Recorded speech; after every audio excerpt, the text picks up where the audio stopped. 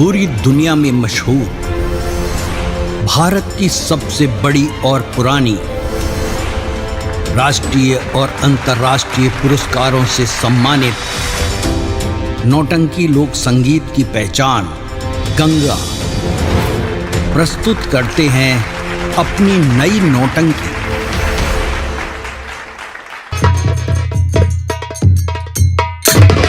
देखिए देवी जी, मैं जानना चाहता हूं कि आपका नाम क्या है। बाबूजी, मेरा नाम गौरी है। तो देखिए गौरी जी, भगवान ने आपको बहुत फुर्सत से बनाया है, इसलिए आपसे हाथ जोड़ की विनती है कि जब भी घर से निकला करो तो किसी ना किसी को साथ लेके निकला करो, क्योंकि जमाना ठीक नहीं है। मैं बार बार तुम्हें बचाना नहीं आऊंगा। अच्छा ठीक है, अब मैं चलता हूँ। बाबूजी रुकिए, मैं आपसे दो बात करना चाहती हूँ। क्या कहना चाहती हो? मेरी बात सुनिए।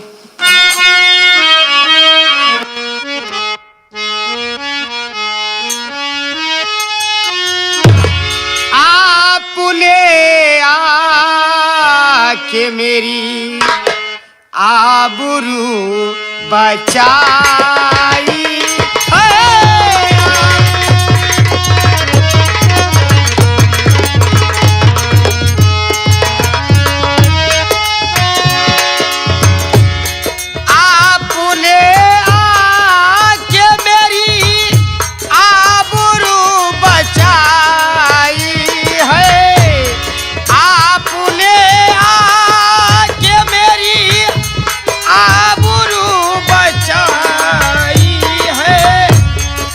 हमारे साथ में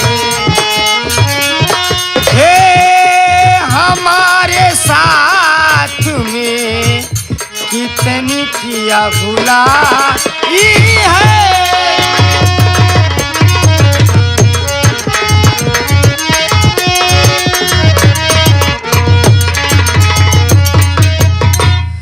उम्र भर का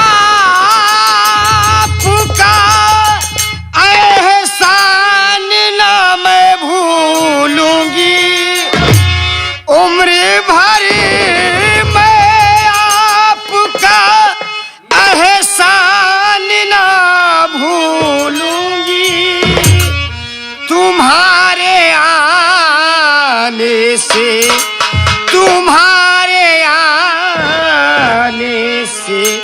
आई बहार आई है।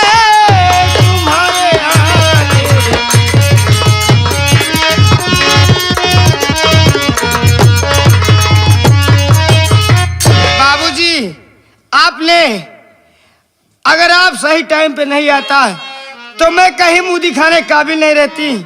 ये हरामजादा मेरी इज्जत लूट लेता। आप बहुत ही अच्छे इंसान हैं, आपका मैं एहसान जिंदगी भर नहीं भूलूंगी। मैं भी आपका नाम जानना चाहती हूँ। देखिए देवी जी, लोग मुझे प्यार से जंगली छल्ला कहते हैं, और रही बात इसमें एहसान की कोई बात नहीं है। हर इंसान, हर मनुष्य का कर्तव्य होता है कि एक दूसरे के काम आए। और मेरी बात सुनिए, मैं आपसे कुछ कहना चाहता हूँ। बोलिए जी, क्या कहना चाहते हो?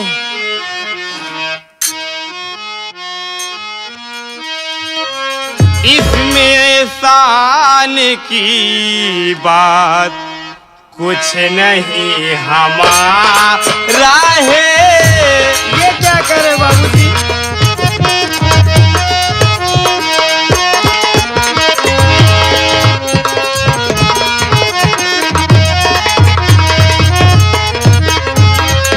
इसमें एहसान की बात कुछ नहीं हमारा है। इसमें एहसान की बात कुछ नहीं हमारा है। सभी इंसान को होता यही गवारा है।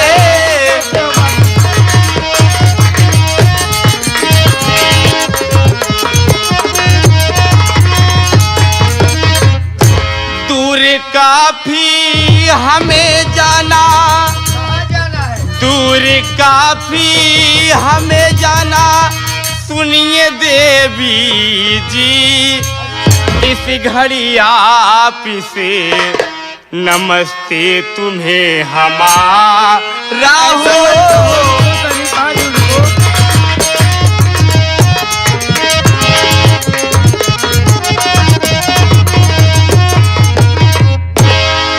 देखिए रवि जी, इसमें एहसान की कोई बात नहीं है। हर इंसान, हर मनुष्य का कर्तव्य होता है कि एक दूसरे के काम आए। मैं आकर तेरी इज्जत, तेरी आबरू को बचा लिया। अच्छा ठीक है, अभी मुझे काफी दूर जाना है, इसलिए नमस्ते, मैं जाना चाहता हूँ।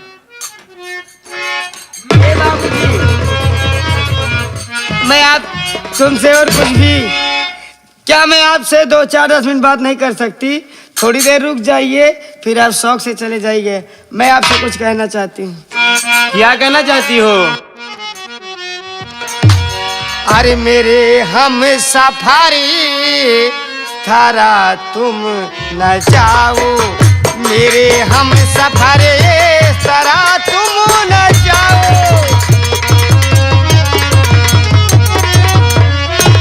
मेरे हम सफारी थारा तुम न जाओ, मेरे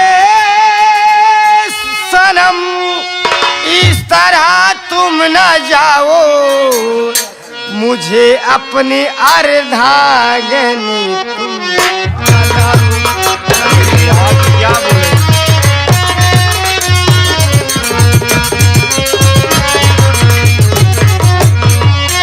फिदा हो गया दिल है आपके ऊपर। पागल हो गई हो, क्या बक रही हो? फिदा हो गया दिल मेरा तेरे ऊपर, अरे निगाहों से दिल में समा मेरे जाओ। आओ ना,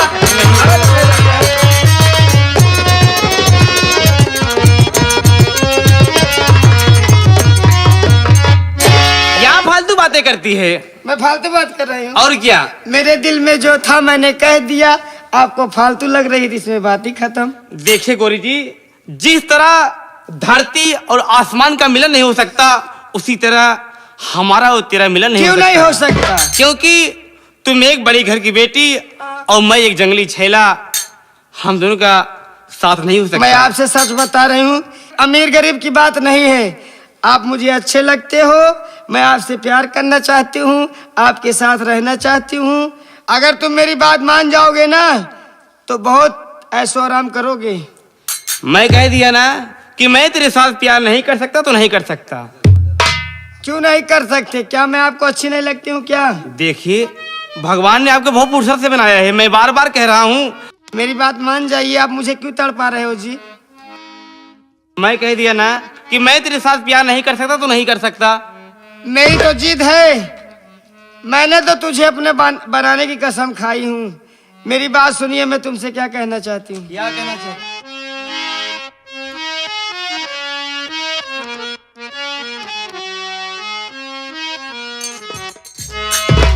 देदा देदा देदा दिल जवानी,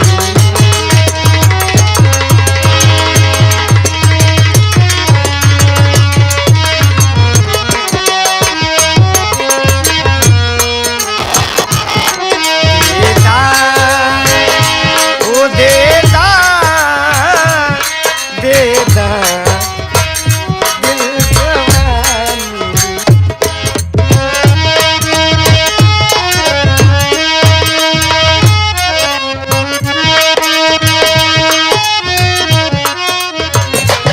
तो से मांगीला, तो से मांगीला, तो से मांगीला प्यार निशानी में देदा ओ देदा।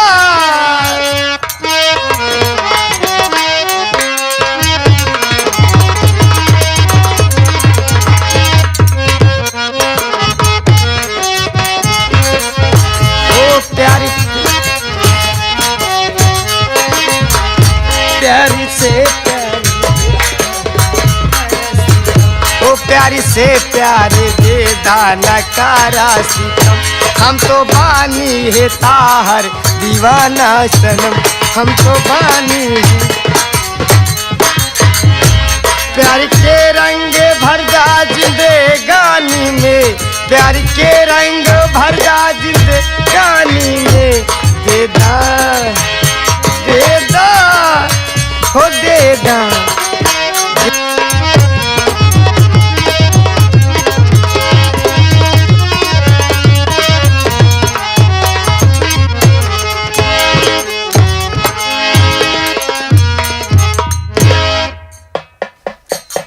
मैं कह दिया ना कि मैं तेरे साथ प्यार नहीं करूंगा तो नहीं करूंगा।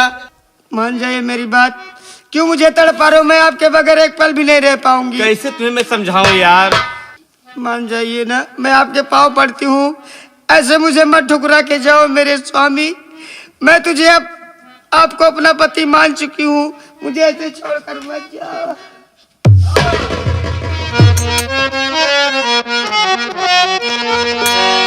अरे बहाओ नया खो से आंसू की धारा,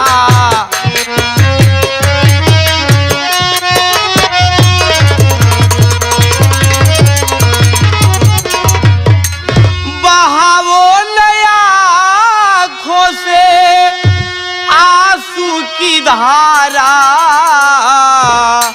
बहाओ नया खो से आंसू की धारा, मेरा आज से दिल हो गया तुम्हारा, मेरा आज से दिल हो गया तुम्हारा।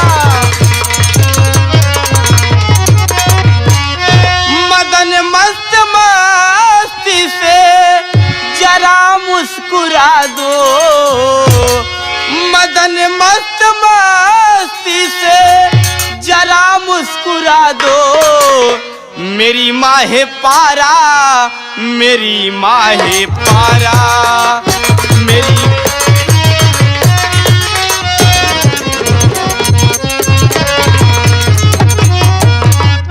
ठीक है गौरी, मैं तुमसे प्यार करने के लिए तैयार हो गया, लेकिन तुम मुझसे वादा कर कि मेरे साथ कभी गद्दारी नहीं करोगी, मुझे कभी धोखा नहीं दोगी। मैं आपकी कसम खाती हूँ, मैं आपको कभी धोखा नहीं दूंगी। मैं आपके साथ हमेशा खुशहाल रहूंगी, चाहे जैसे आप मुझे रखोगे। ठीक है, मेरे सर पे हाथ रख के कसम खा, तो मुझे विश्वास हो गया। मेरे पास आओ, एक बार रुलाते हो फिर हंसाते हो, यही तो प्यार है। तो मैं भी भगवान को साक्षी मानकर आपकी कसम खाती हूँ कि साथ में जीऊंगी, साथ में मरूंगी, साथ में खाऊंगी, साथ में पीऊंगी। लेकिन एक बात ध्यान रखना, अगर मेरे साथ धोखा करोगी तो मैं पागल हो जाऊंगा, मैं भी मर जाऊंगी। ए जी, कहिए। तुम ऐसे जंगलों में दर बदर की ठोकरें खा रहे हो? जी हाँ। मेरे पापा बहुत ही धनी आदमी हैं, मैं अपने पापा की इकलौती औलाद हूँ और मेरे पापा की कोई औलाद नहीं है। मेरे पापा मुझे बेटी नहीं बल्कि बेटा मान के पालने पोसने से सयानी कर दिए हैं। आप चलिए, मैं अपने पापा से कह के आपको नौकरी दिला दूंगी। ठीक है, बहुत बड़ा आपका उपकार रहेगा कि मैं एक गरीब इंसान किसी तरह लकड़ी काट के अपने जीवन व्यतीत कर रहा हूँ, मैं आपका भाई रहूंगा। लेकिन गौरी जी, मैं तेरी सूरत को देखते हुए मैं तुझसे कुछ कहना चाहता हूँ। कह डालो, कहो क्या।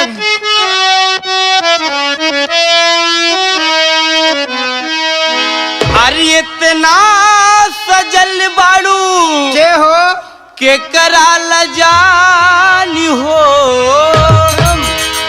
इतना सजल बाड़ू के कराल जानी हो, लागे वैसे जैसे चंदा के छाव हो।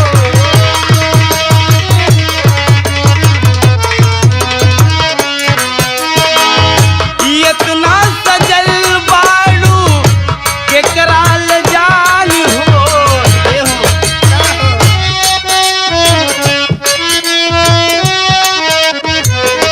इतना सजल बाड़ू के कराल जानी हो, लागे वैसे जैसे पूनम के चांद हो, जैसे पूनम तोहरा के मान ले ले बाटी हम जान हो, तोहरा के मान ले ले पानी हम जान हो, लागेल वैसे जैसे पूनम के चांद हो, लागेल वैसे।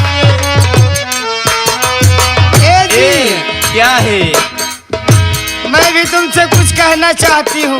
क्या कहना चाहती हो? आखिया बुझाला जैसे मधु के हपाला,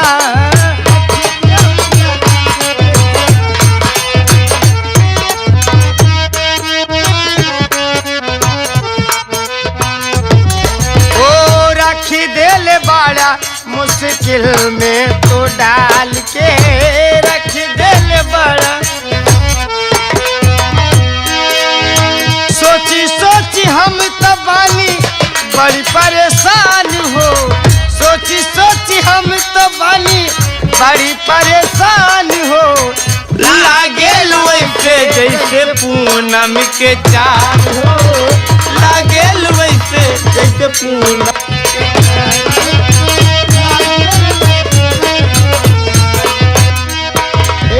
ओठवा बुझाला जैसे मधु के प्याला, ओठवा हो, ओठवा बुझाला जैसे मधु के प्याला, देखी देखी तो है दिनेश अगलाला।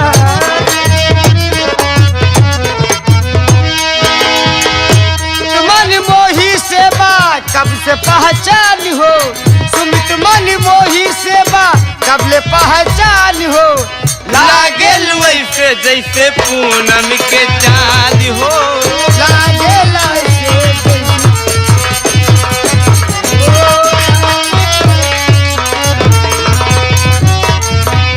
चलो मैं आपको अपने घर ले चलती हूँ और अपने पापा जी से कह के तुम्हें काम दिला दूंगी, मेहनत करना। और हमारे यहाँ नौकरों की सख्त जरूरत है, जो भी नौकर थे आज के नौकर ईमानदार नहीं होते। चलो चलते हैं। चलो। हो नजरी के सामने कौन?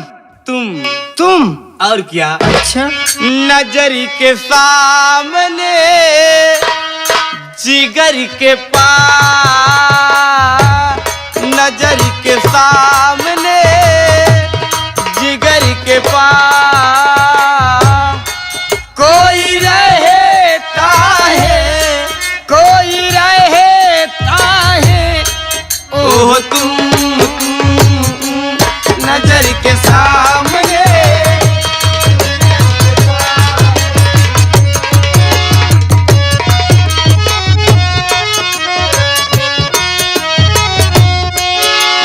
बेचैनी क्या होती है पूछो मेरे दिल से,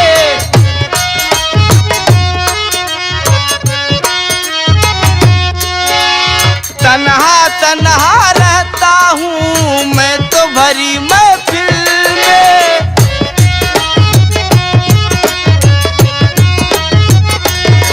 ओ बेटा बीता होती है पूछो मेरे दिल से, तन्हाई जीने न दे रह के, मर न जाऊं कहीं होके तुम से जुदा, नजर के सामने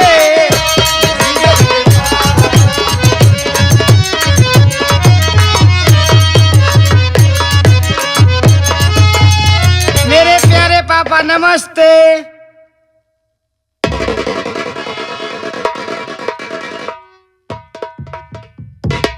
खुश रहो बेटी। लेकिन बेटी क्या है पापा? मैं ये क्या देख रहा हूँ, ये तेरे साथ में ये कैसा लड़का है? छैला, आप मेरे पापा को देखना चाहते थे तो मेरे पापा देख लो सामने खड़े हैं, जाके उनसे मिल लो और उनका आशीर्वाद ले लो। नमस्ते बाबूजी। खुश रहो बेटा।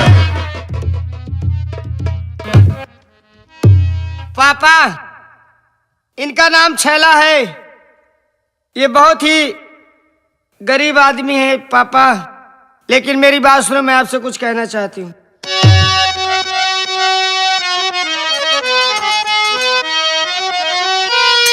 आरज़ू है यही पापा है आपसे, इस बेचारे पे थोड़ा रहम कीजिए, नौकरी कोई दे दो पापा इन्हें, इस बेचारे पे थोड़ा करम कीजिए।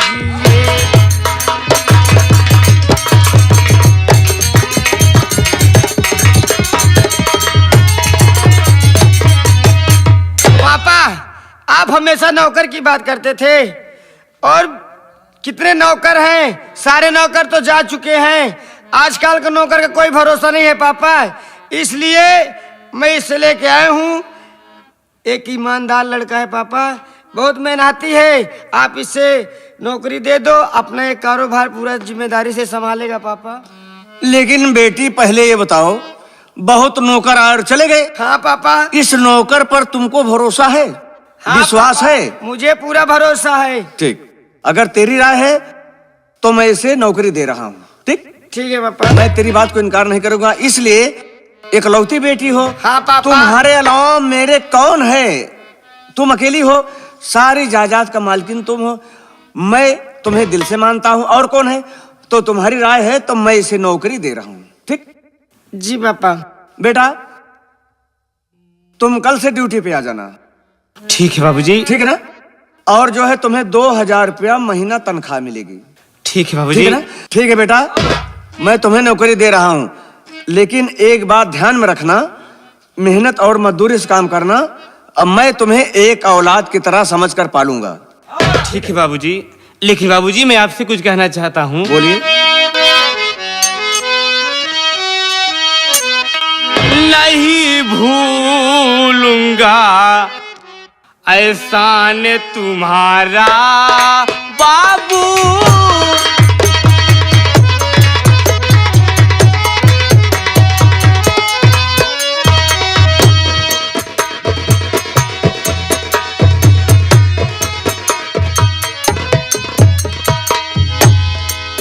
नहीं भूलूंगा एहसान तुम्हारा बाबू,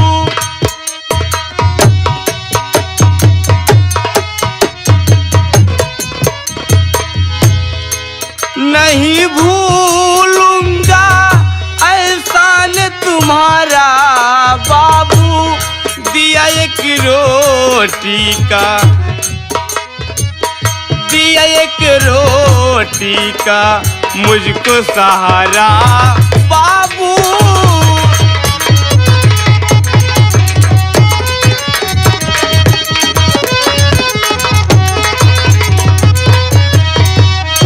करूं जिंदगी भरी आपकी सेवा बाबू, करूं जिंदगी भरी आपकी सेवा बाबू, दिया गरीबी में उधार हमारा बाबू,